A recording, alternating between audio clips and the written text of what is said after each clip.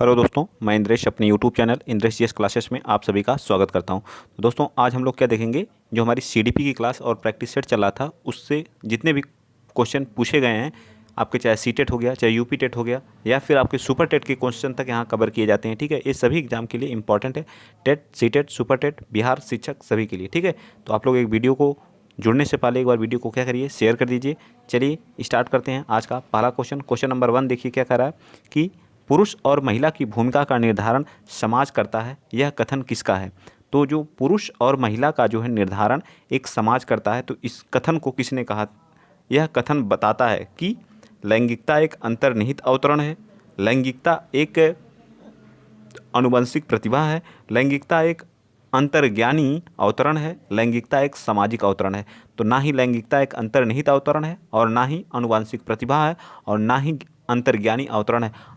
लैंगिकता हमारी क्या है, एक सामाजिक अवतरण है। ठीक है, पुरुष और महिला की भूमिका का निर्धारण समाज करता है, यह लैंगिकता एक सामाजिक अवतरण का कथन बताती है। ठीक है, इस कथन को क्या करती है, बताती है। ठीक, चले आगे, चलिए नेक्स्ट चलते हैं।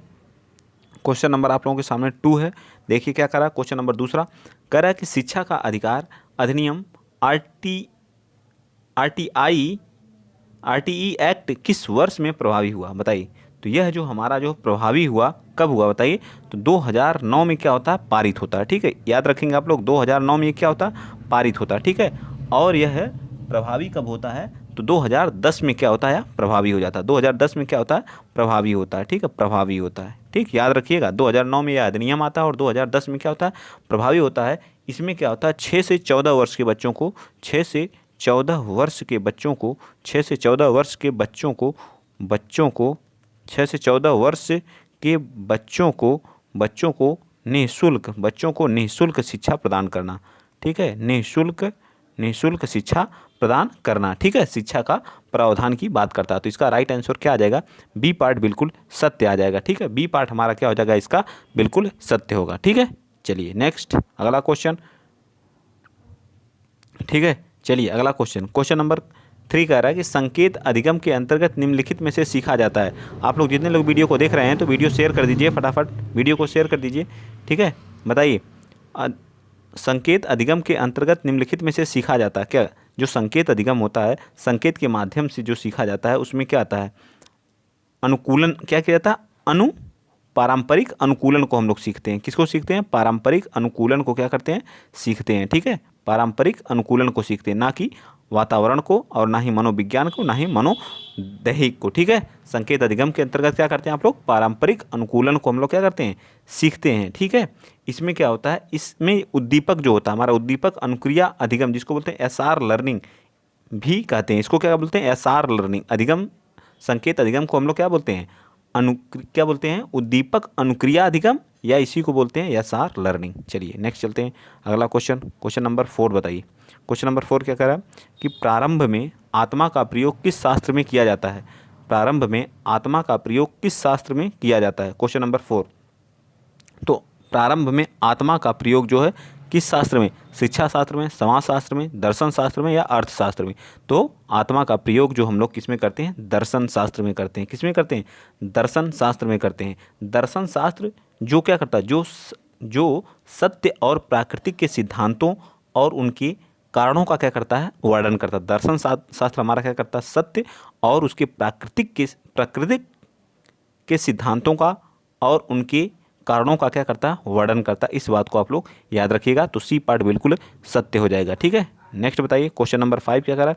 क्वेश्चन नंबर 5 कह रहा है कि व्यापक मूल्यांकन निम्न के निर्धारण को संदर्भित करता है। जो व्यापक मूल्यांकन होता है वह किसको क्या करता है, निर्धारण करता है। ठीक है, व्यापक मूल्यांकन शैक्षिक और सशैक्षिक दोनों क्षेत्रों में क्या होता है, संदर्भित होता है। शैक्षिक और सशैक्षिक, ठीक है, शैक्षिक और सशैक्षिक दोनों क्षेत्रों में क्या होता है, संदर्भित होता है। तो इसका राइट आंसर क्या आ जाएगा हमारा, क्या आ जाएगा, सी पार्ट बिल्कुल सत्य हो जाएगा। ठीक है, क्या हो जाएगा, सी पार्ट बिल्कुल सत्य। सब पाठ्यक्रम गतिविधि को नहीं करता, और ना ही इसको और ना ही इसको। ठीक है, चलिए नेक्स्ट चलते हैं, क्वेश्चन नंबर 6 बताइए। विकास में वृद्धि से तात्पर्य है। विकास में वृद्धि से क्या तात्पर्य है, बताइए। विकास में वृद्धि से क्या तात्पर्य, विकास में वृद्धि से क्या तात्पर्य, आकार, सोच, समझ, कौशल में वृद्धि, वजन में वृद्धि, ज्ञान में वृद्धि, संवेग में वृद्धि। तो क्या हो जाएगा इसका वजन में वृद्धि। विकास में वृद्धि का तात्पर्य का मतलब क्या होता है, वजन में वृद्धि। ठीक है, क्या कहलाता है, वजन में वृद्धि। ठीक है, क्या आ जाएगा इसका, बी पार्ट बिल्कुल सत्य आ जाएगा। विकास में वृद्धि का मतलब क्या होता है, वजन में वृद्धि। नेक्स्ट क्वेश्चन नंबर आप बता दीजिए 7th। क्वेश्चन नंबर 7th क्या कह रहा है कि व्यक्तित्व यानी पर्सनालिटी शब्द निम्न में से लिया गया। जो पर्सनालिटी शब्द है, व्यक्तित्व शब्द होता है, यह कहाँ से लिया गया है, व्यक्तित्व शब्द कहाँ से लिया गया इसको बताना आप लोग। यूनान से या फिर जो है आगे देख लीजिए, जर्मन है या लैटिन है या उपर्युक्त में से कोई नहीं है।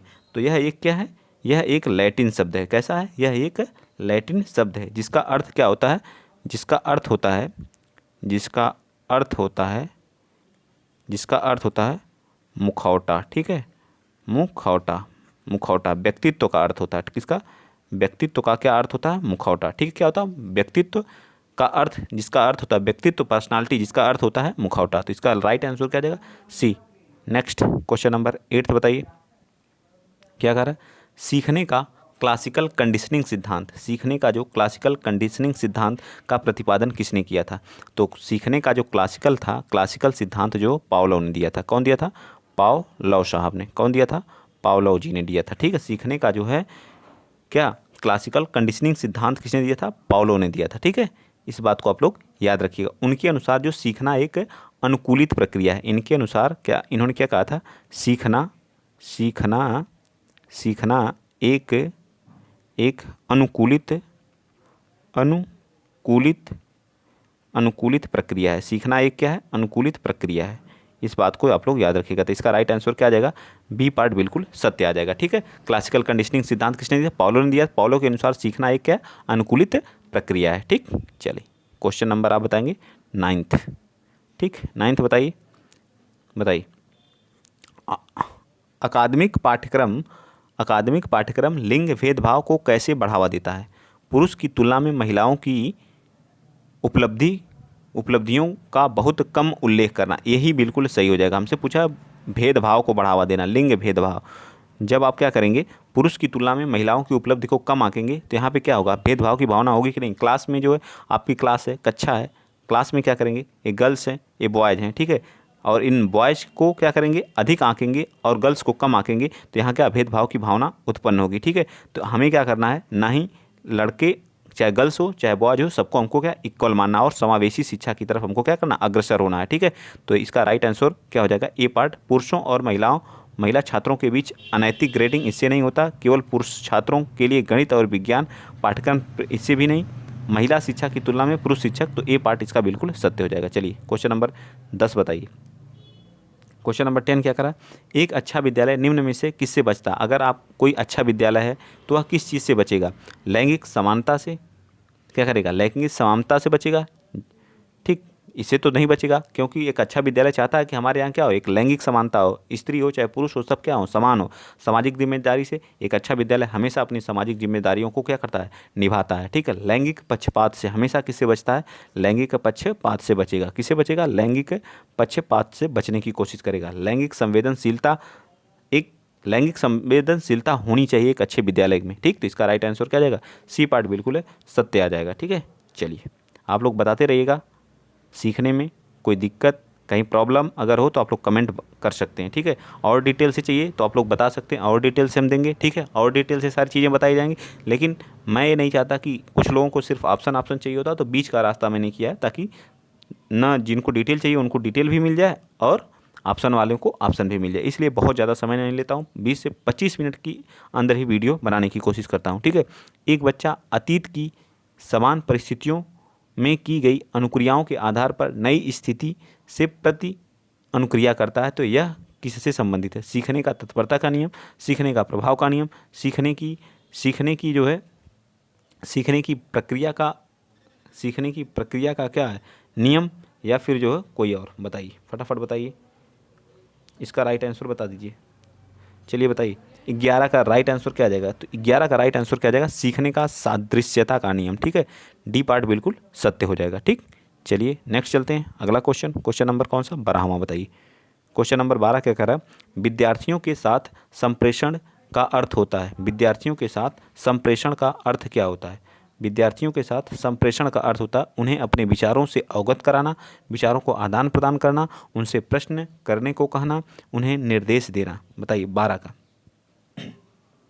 तो 12 का क्या होगा, बच्चों के बीच में जो है उनके विचारों को क्या करना, आदान प्रदान करना। ठीक है, विचारों को क्या करना, आदान प्रदान करना विद्यार्थियों के संप्रेषण के अंतर्गत आता है। ठीक, किसके अंतर्गत, विद्यार्थियों के साथ संप्रेषण का अर्थ होता है। ठीक, नेक्स्ट क्वेश्चन नंबर 13 बताइए। क्वेश्चन नंबर 13 का रहेगा कि अभिप्रेरण चक्र के संदर्भ में निम्नलिखित में से कौन सा सही क्रम है। बताइए अभिप्रेरण के चक्र में कौन सा सही क्रम है। देखिए यहाँ ये रहे आपके चारों ऑप्शन। ठीक, थोड़ा सा छोटा कर दे रहा हूँ ताकि चारों ऑप्शन आपके क्या हो, विजिबल हो। ठीक, क्या करा, उत्तेजना, फिर प्रबल प्रेरणा, फिर आवश्यकता, उपलब्धि, फिर लक्ष्य, फिर उन्मुखी व्यवहार, उत्तेजना में कमी। बताइए उत्तेजना में कमी आ जाएगी लास्ट में 14 का, तो हमसे सटीक आंसर इसका क्या आ जाएगा, सी पार्ट होगा। क्या होगा, सी पार्ट होगा। ठीक है, इसमें क्या होता है, सबसे पहले आवश्यकता होगी, फिर लक्ष्य, उन्मुखी का व्यवहार करेंगे, किसी चीज़ को आपको क्या होगी, आवश्यकता होगी, तब आप जब आवश्यकता आपकी पूरी हो जाएगी तब क्या एक लक्ष्य बनाएंगे, लक्ष्य उन्मुखी व्यवहार करेंगे, फिर प्रबल प्रेरणा होगी। ठीक है, फिर उत्तेजना, फिर उपलब्धि, फिर उत्तेजना में कमी सबसे लास्ट में आती है। ठीक है, ये हमारा सी पार्ट बिल्कुल सत्य हो जाएगा। चलें आगे, क्वेश्चन नंबर 13 का है, सॉरी 13 का जो है सी पार्ट ना होकर के डी पार्ट होगा। ठीक, आवश्यकता, प्रबल प्रेरणा, उत्तेजना, लक्ष्य, उन्मुखी व्यवहार, उपलब्धि और उत्तेजना में कमी। ठीक है, उत्तेजना में कमी, ये हमारा सही हो जाएगा। ठीक है, मैंने गलती कर दी थी यहीं उत्तेजना और लक्ष्य उन्मुखी व्यवहार में। ठीक है, थोड़ा सा इसको सही कर लीजिएगा आप लोग। ठीक है, उसके लिए सॉरी।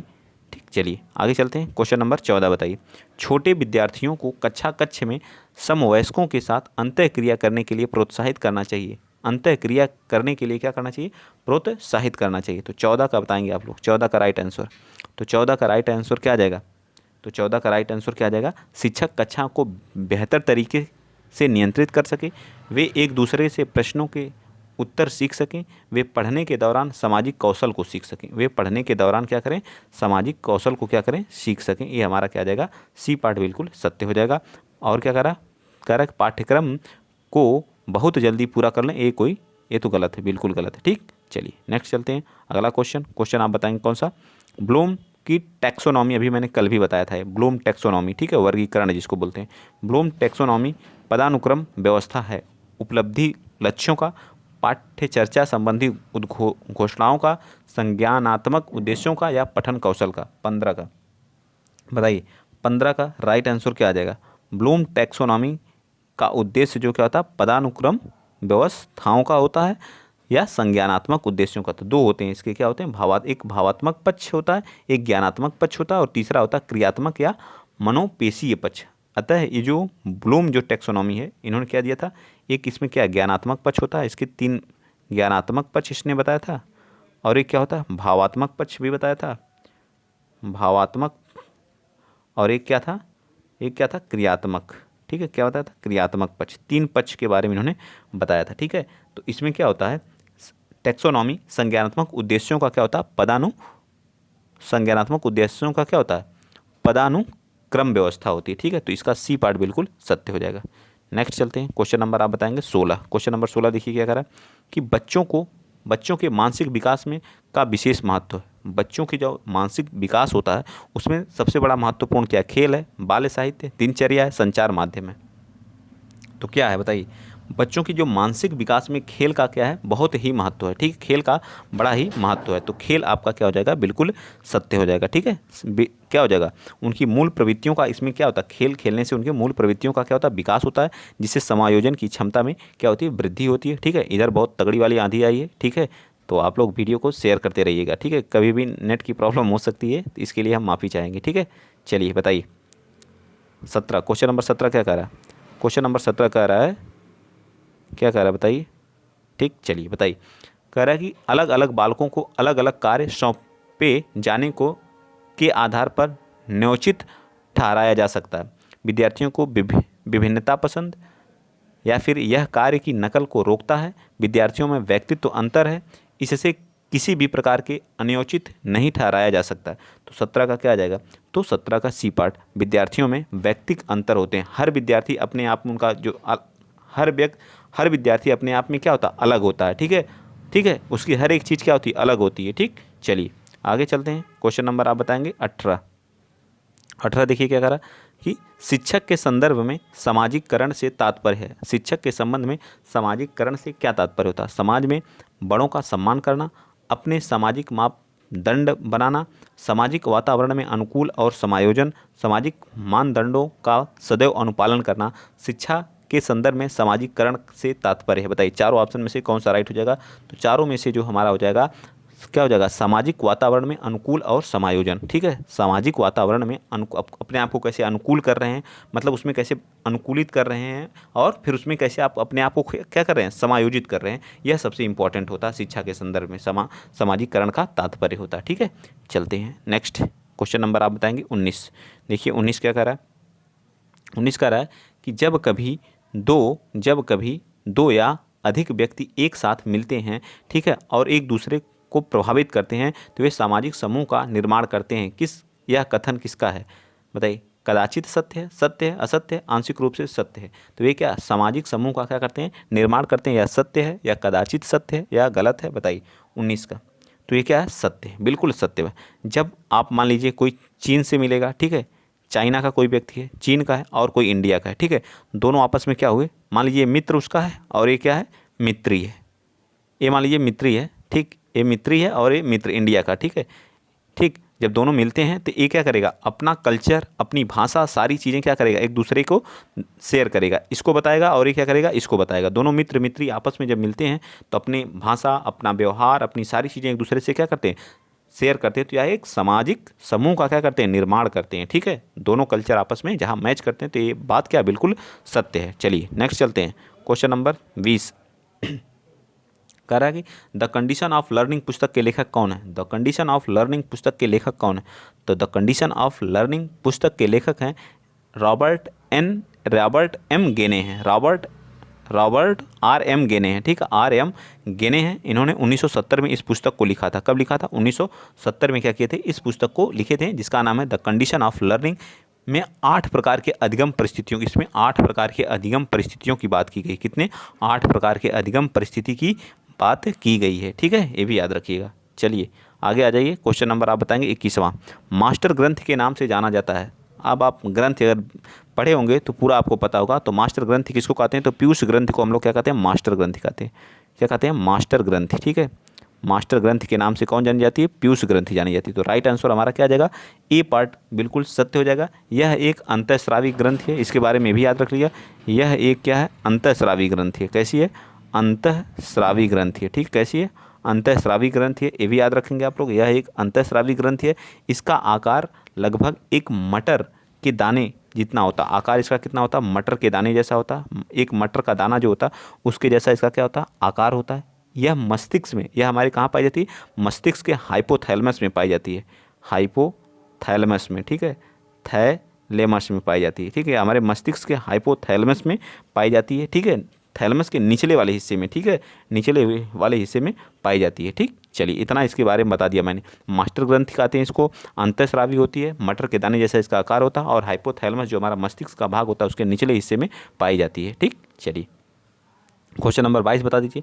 बालक का विकास परिणाम है आर्थिक कारकों का, वंशानुक्रम का, क्या है? विकास, वंशानुक्रम तथा वातावरण की अंतःक्रिया का, वातावरण का। बालक का विकास क्या होता है? तो वंशानुक्रम और वातावरण की अंतःक्रिया का है। बालक का विकास कैसे होता है? वंशानुक्रम और वातावरण की अंतःक्रिया से होता है। वातावरण तथा अनुवांशिक जो अनुवंशाक्रम में से किसी में भी असंतुलन होता है तो बच्चे का विकास क्या होता है? रुक जाता है। ठीक, ये भी याद रखिएगा। चलिए अगला चलते हैं, क्वेश्चन नंबर 23 बता दीजिए। क्वेश्चन नंबर 23 क्या कह रहा है? क्वेश्चन नंबर 23 कह रहा है कि मूल्यों के वर्गीकरण से सम्मिलित नहीं है। बताइए, मूल्यों का वर्गीकरण किससे सम्मिलित नहीं है?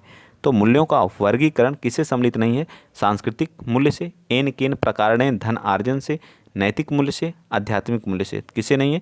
एन केन प्रकारेण धन आर्जन से नहीं है। ये वाला क्वेश्चन मैं कराया हूँ, तो आप लोगों को ये तो आना ही चाहिए। ये वाला क्वेश्चन मुझे याद आ रहा है कि मैं किसी न किसी प्रैक्टिस सेट में क्वेश्चन कराया गया है।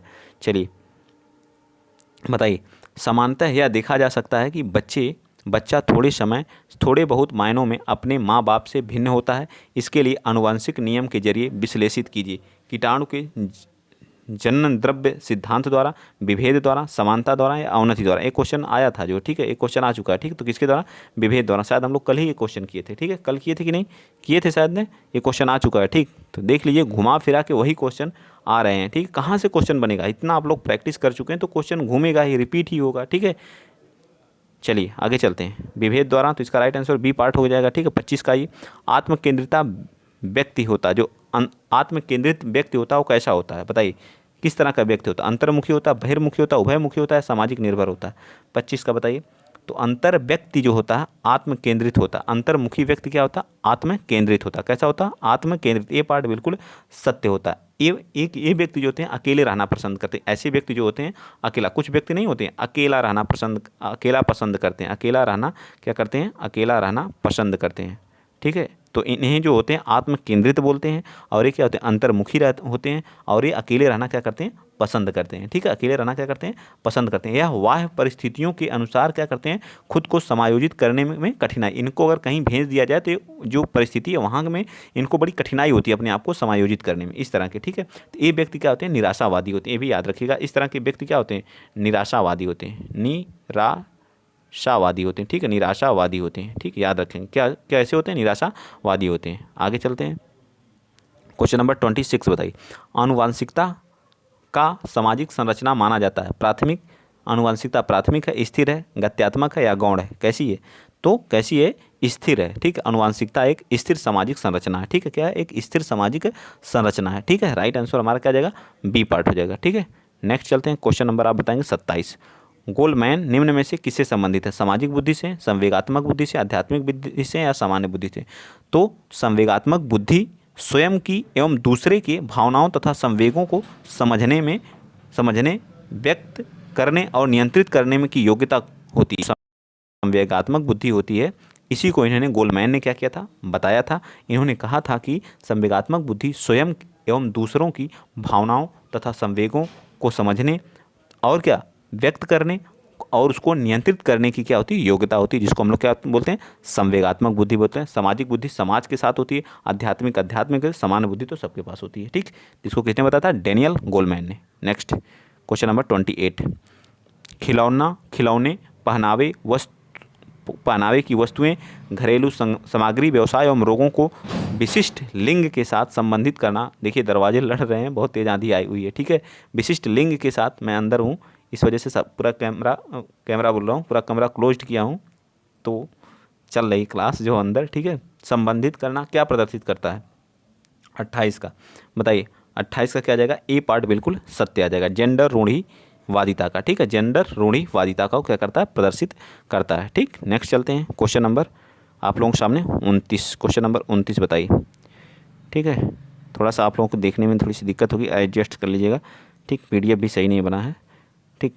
सांस्कृतिक पूर्वाग्रह मतलब पक्षपात, सांस्कृतिक पूर्वाग्रह या पक्षपात से बचाव के लिए निम्नलिखित में से कौन सी एक अच्छी आकलन है? कौन सा एक अच्छा आकलन है या अच्छी आकलन है? बताइए। विभिन्न विधियों का उपयोग विद्यार्थियों के आकलन के लिए करना चाहिए। एक अच्छे मानवीकृत, जहाँ मानवीकृत आएगा वहाँ हमारा हमेशा क्या आता? निगेटिव आता। निगेटिव पॉजिटिव वाली क्लास आप लोग नहीं देखें, देख लीजिए भाई, बहुत इंपॉर्टेंट है। वहीं से आपके कम से कम 10-12 क्वेश्चन हो जाएंगे। मानव जाति भिन्नताओं को आनुवंशिकता के कारण आकलन के उद्देश्य को पोर्टफोलियो के उपयोग से बचाना। तो इसका राइट आंसर क्या आ जाएगा? 29 का। तो ए पार्ट बिल्कुल सही हो जाएगा, ठीक है। क्या आ जाएगा? विभिन्न विधियों का उपयोग विद्यार्थियों के आकलन के लिए करना, ठीक है। नेक्स्ट चलते हैं। अगला क्वेश्चन नंबर आ गया आपका लास्ट, बता दीजिए। क्वेश्चन नंबर लास्ट क्या करा? 30। कभी कक्षा में जेंडर लिंग विभेद क्या मतलब इसका कहने का? शिक्षार्थियों को निष्पादन को प्रभावित नहीं करता, शिक्षार्थियों को हंसोन्मुख प्रयासों अथवा निष्पादन का कारण बन जाता है, पुरुष शिक्षार्थियों में बुद्धि उन्मुख प्रयासों अथवा निष्पादन का कारण बन जाता है, या महिला शिक्षकों की अपेक्षा पुरुष शिक्षकों में के द्वारा अधिक किया जाता है। मतलब किसके द्वारा ये किया जाता है? जो जेंडर विभेद होता है, ठीक है, जेंडर विभेद, लड़का लड़की वाला मामला आप लोग तो कितनी बार इसको बता चुका हूँ। तो यह जो है शिक्षार्थियों के हंसो उन्मुख प्रयासों अथवा निष्पादन का कारण बन जाता है। तो इसका राइट आंसर भी आ जाएगा। और वीडियो को हम लोग यहीं पे क्लोज करेंगे। अगर वीडियो आप लोगों को अच्छा लगा है तो प्लीज़ वीडियो को शेयर कर दीजिएगा, चैनल को सब्सक्राइब कर लीजिएगा। इसी तरह का वीडियो आप लोगों को मिलता रहेगा, ठीक है। तो चैनल को ज़रूर सब्सक्राइब करिए, शेयर करिए, अपने मित्रों को जोड़िए। कम से कम अगर आप लोग 5 लोगों को शेयर करेंगे 10-20 लोग, जो लोग भी देखते हो, कम से कम जो 40-50 लोग हम लोग हो जाएंगे, ठीक है। तो शेयर करिए। आप लोगों का एक लास्ट में आप लोग कमेंट करके जाया करिए, जिससे मैं मोटिवेट होता हूँ और वीडियो बनाने की कोशिश करता हूँ, ठीक है। बहुत संघर्ष लगता हूँ, तो आप लोग ऑफलाइन कमेंट जरूर किया करिए, ठीक है। कुछ लोग करते हैं, उनका जो बहुत बहुत थैंक्स, और उनका कमेंट पढ़ के मैं और मोटिवेट होता हूँ, ठीक है। चलिए, तो आज के लिए इतना ही। जय हिंद, जय भारत।